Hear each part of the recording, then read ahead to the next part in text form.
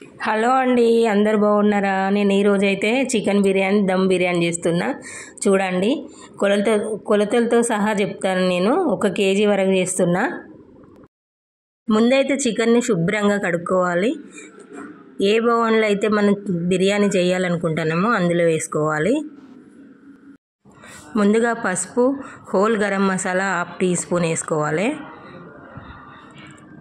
Whole garam masala అంటే మీకు అర్థమయ్యే ఉంటుంది కదా, అంతే. తర్వాత కారము, ఉప్పు, ధనియాల పౌడరు, అల్లం వెల్లుల్లి పేస్టు, ఒక 4 పచ్చిమిర్చి. అల్లం వెల్లుల్లి పేస్ట్ అయితే 2 స్పూన్లు వేసుకోవాలి. ఈ బిర్యానీ అయితే నేను చిన్న పీసులతోనే చేస్తాను. చిన్న పీసులతో చేస్తే ఎట్లా అంటే మన స్టఫ్ అంతా లోపలికి వెళ్తుంది, మంచిగా ఉడికిపోతుంది. ఆ పీసు తిన్నా కూడా చప్పగా ఉండకుంటుంటుంది. హోటల్లో అయితే పెద్ద పీసులు ఇస్తారు కదా, ఆ పీసుల్లో లోపలంతా తెల్లగా ఉంటుంది. అదైతే మా పిల్లలు అస్సలకే తినరు. ఆ పీసులు అయితే వదిలేసి వస్తారు. అట్లనే కూడా ఇలా చిన్న పీసులతో చేసుకోండి, చాలా బాగుంటుంది. 1 కప్పు పుదీనా, 1 కప్పు కొత్తిమీర, పెరుగు మాత్రం కొంచెం ఎక్కువ వేసుకోవాలి, పెద్ద కప్పు వేసుకోవాలి. కిలోకు ఒక 3 నిమ్మకాయలు పడతాయండి. నిమ్మకాయ జ్యూస్ వేసుకోవాలి, ఆ 3 రసం. నిమ్మరసం వేసిన తర్వాత ఒక 2 బగారాకులు వేసుకోవాలి, 2-3.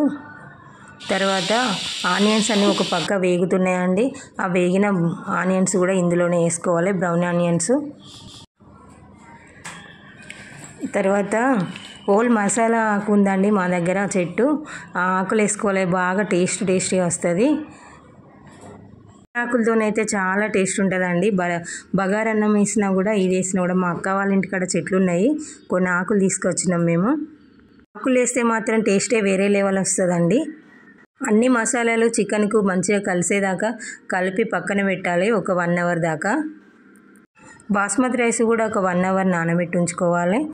బాస్మతి రైస్ అయితే నానిపోయినాయి, పొయ్యి మీద పెట్టేసిన. అందులో 2 ఇలాచీలు, 1 లవంగాలు, 2 దాల్చిన చెక్క, స్టార్ పువ్వు, కొంచెం పుదీనా, ఇలాంటివన్నీ వేసుకోవాలి. ఇప్పుడైతే చూడండి, కొంచెం మసాలా వాటరు ఈ చికెన్లో కలిపి పెట్టుకున్న చికెన్లో వేస్తున్నా. ఇలా వేస్తే టేస్ట్ అయితే బాగా వస్తుంది, జ్యూసీగా వస్తుంది బిర్యానీ అయితే. రైస్ అయితే ఉడికిపోయిందండి, వడపోసుకుంటాను నేను. ఆ రైస్ అంతా పూర్తిగా చికెన్ కలిపి పెట్టుకున్న బిర్యానీ గిన్నెలో వేసుకోవాలి. ఇప్పుడైతే పైకి వెళ్ళి నెయ్యి వేసుకోవాలి. నెయ్యి ఇంట్లో తయారు చేసిన నెయ్యి కొంచెం కరిగించుకొని వేసుకుంటాను నేనైతే. నెయ్యి, పుదీనా, కొత్తిమీర, కొంచెం ధనియాల పౌడర్ ఇట్లా చల్లుకొని మూత పెట్టేసి దాని మీద కొంచెం వజన్ పెట్టి దమ్ పెట్టాలండి, అంతే. ఎప్పుడైనా మూత బోర్లించి పెడితే ఆవిరికి మంచిగా ఉడుకుతుంది. ఇట్లా పిండి పెట్టి గాలి పోకుండా చేయడం అదంతా అవసరం లేదండి. మూత బోర్లిస్తే మంచిగా కరెక్ట్గా అవుతుంది.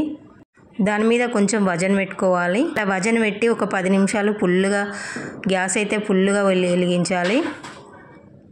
10 నిమిషాల తర్వాత సిమ్లో పెట్టాలి. అంతేనండి, biryani ready. Tasty biryani, dum biryani ready. ఎంత ఈజీ ప్రాసెస్ అండి. ఇలా చేస్తే మాడడం కానీ ఏది కాదు, మంచిగా అవుతుంది బిర్యానీ అయితే. చూడండి, బిర్యానీ అయితే రెడీగా అయిపోయింది. టేస్టీగా జ్యూసీగా. తింటేనైతే హోటల్ స్టైల్ ఉంటుంది. మా పిల్లలకైతే నేను చేసిన బిర్యానీ చాలా ఇష్టము. చూడండి బిర్యానీ ఎంత బాగా వచ్చిందో, ఇది చూస్తుంటేనే నోరు ఊడిపోతుంది. మా పక్కన వాళ్ళ అమ్మాయి వచ్చి, ఆంటీ గుమగుమలాడుతుంది, స్మెల్ మా ఇంటి దాకా వస్తుంది, పైదాకా వస్తుంది, ఏంటి ఏం చేస్తున్నారని అడిగిపోయింది ఇందాకనే. ఈ బిర్యానీ మీకు నచ్చినట్టయితే లైక్, షేర్, కామెంట్ చేయండి.